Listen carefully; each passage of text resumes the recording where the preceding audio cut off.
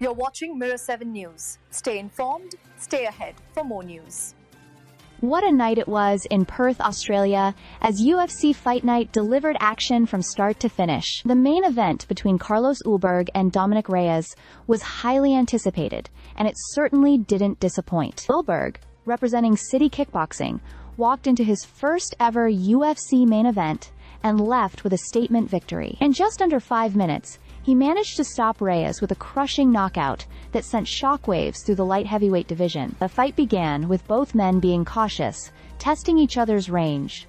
Reyes, a former title challenger, looked composed, while Ulberg circled and picked his shots carefully. But as the first round was closing, Ulberg found his opening.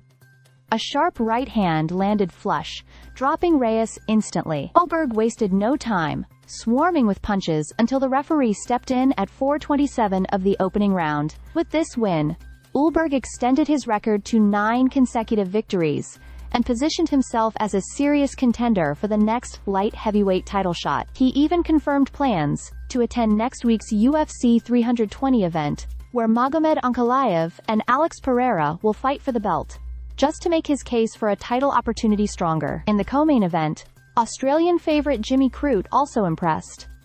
Facing Ivan Erslan, Crute decided to use his grappling early. Once the fight hit the ground, it became a one-sided display of control. Crute locked in a neck crank that looked more like something out of pro wrestling than MMA, but it was effective enough to force a tap at 3:19 of round 1. The victory marked his second straight first-round submission and signaled that his comeback run is in full swing. Earlier on the main card, Jack Jenkins battled Ramon Tavares in a high-paced featherweight showdown. Known for his leg kicks, Jenkins stayed busy throughout the fight and used volume to overwhelm Tavares, earning a unanimous decision win. For Jenkins, this victory was an important rebound, proving that he still belongs among the rising talents in his division. Neil Magny also turned heads with his performance against Jake Matthews. The fight had its share of controversy in the first round, when Matthews nearly scored what looked like a guillotine submission, but Magny survived. As the fight wore on, Magny's veteran experience took over. In the third round, he locked in a Darce choke to secure the win, his 24th inside the UFC,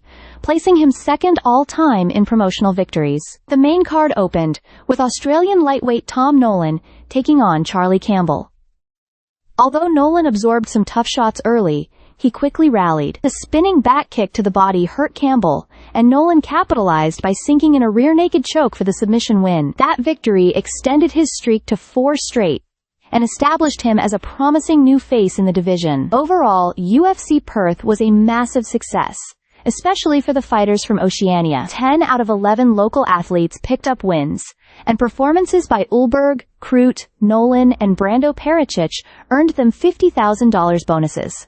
The night ended with Ulberg's highlight reel knockout, which not only thrilled the crowd, but also likely set the stage for a future title fight. It was a night that showed once again why UFC events in Australia are so special. Fast finishes, gritty comebacks, and unforgettable moments. Stay subscribed for more videos.